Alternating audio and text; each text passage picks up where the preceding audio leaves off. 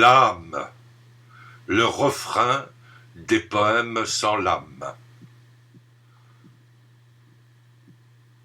À la hauteur des yeux, les hommes, à hauteur de main, leur impuissance souvent. Le monde rétrécit dans des images d'enfants gâtés. Douleur, mots usés par les fausses joies. Trop habile, il ne convainc que les menteurs. Parler, se mettre hors de soi, écrire, retrouver sa place. Le cinéma m'a donné le goût de la fin, la littérature, celui des enchaînements. Revenir au début, se débrouiller avec la clarté de la fin.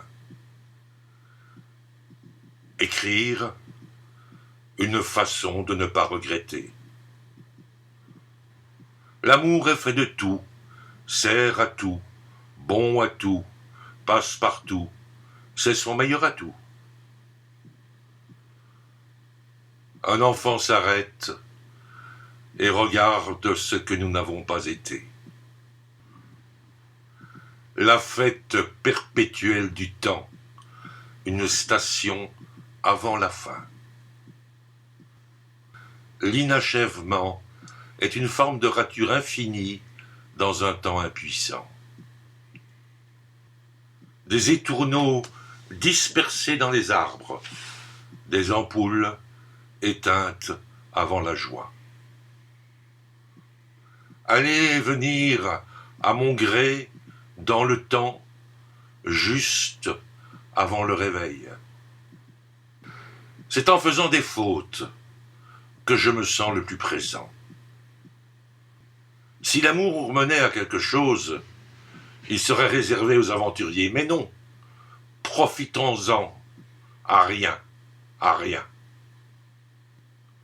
Ce besoin de pureté qui s'empare des imbéciles en vieillissant, n'importe quelle pureté. Un grand-père tient la main de la petite, elle grandit à chaque pas. Soleil ce matin, et l'automne qui fouille dans les arbres du bout des doigts. Une trouvaille, un mot, une phrase, jamais une idée. Elle allait au vent, à la pluie, au soleil, derrière la proue de ses seins en bataille. Elle riait devant les hécatombes qu'elle traversait gaiement, et le monde suivait ses hanches océanes. Je feuilletais ses seins comme un livre infini, et l'histoire ne se répétait jamais à l'identique. Dessin en pagaille, comme on le dit, des effusions canailles. Cet enfant qui tétait le sein voluptueux de sa mère éblouie nous narguait de son bonheur repu. On va au sein comme on va à la mer, on s'avance d'abord dans des frissons connus, puis la vague remonte et on est englouti. D'une main attentive, je pointais ses seins lourds au rythme de ses lointains soupirs. Il était envahi à l'instant, soit par la médiocrité des belles écritures, lourdes comme des pâtisseries trop sucrées, soit par la luminescence, l'électricité, la vérité absolue qui surgissait de quelques pages. Il fermait alors le livre avant de suffoquer silencieusement de ce trop-plein de laideur commune, ou plus intensément encore de cette perfusion de beauté. Le siècle dernier, il me semblait évident que le comble en matière de littérature était de résister au temps. Aujourd'hui, ce serait plutôt de résister à la lecture. Le temps qu'il fait, la fatigue de la pluie sans vigueur dans la grisaille attendue et meurtrière, donne l'impression d'un éternel retour de la componction, d'un corps humide et sans l'éclat du glaive, une sorte de lassante relecture du même et éternel livre ancien, et d'un coup, d'une heure à l'autre, des flèches volent dans les airs. On peut fermer le livre et offrir à nouveau son corps sans crainte à la lumière. Il organisait sa mémoire selon deux éclairages.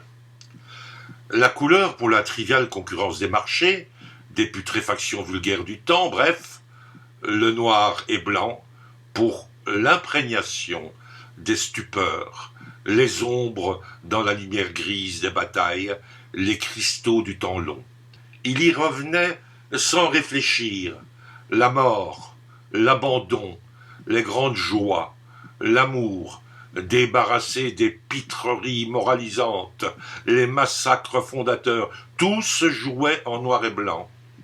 Il laissait les effets de manches vulgaires de la couleur aux analphabètes des songes et des stupeurs. Une veulerie de clichés effaçait tout dans la même palette anecdotique des épilepsies. C'était dans ce brouet liquide que la vie s'engluait en milliards de visuels sans fin, les images mouraient de lassitude indifférente. Vivre, voir le monde disparaître discrètement autour de soi, au détour d'une rue, puis la rue s'effondre en silence, le quartier, les promenades, le ciel même a changé. Vous avancez à tâtons dans vos souvenirs qui s'effritent eux aussi dans le récit de ce temps qui fut le vôtre, et le récit rétrécit pour filer vers quelques points lumineux, comme les personnages et les paysages d'un livre lu il y a longtemps. C'est un frémissement apaisé. Vous savez où ce temps qui semblait infini est passé, dans quelques éblouissements resserrés, dans un champ secret, que le poète ravive, et vous voilà ressuscité à l'instant, dans l'épopée de la disparition, ragaillardi d'être devenu une ombre libre et sans crainte, un souffle parmi les autres. Il venait de déposer son livre, La promenade de Valserres, sur le bord de la table, quand une araignée courut d'un bout à l'autre, une sale bête qui le fit frissonner. Il saisit rapidement le livre, elle s'arrêta net, elle le narguait, c'était sûr, le provoquait peut-être. Il leva alors le livre pour l'écraser d'un coup bref et achever ce qui était en cours sans aucune attention à ce qui lui passait par la tête. Tuer, écraser, exploser la bestiole dégoûtante. Mais ce qui retint le mouvement, qui lui aurait fait plaisir, c'était peut-être le titre du livre qu'il avait reposé et qu'atteignait maintenant l'araignée. Il respira doucement et laissa la bête terminer sa promenade.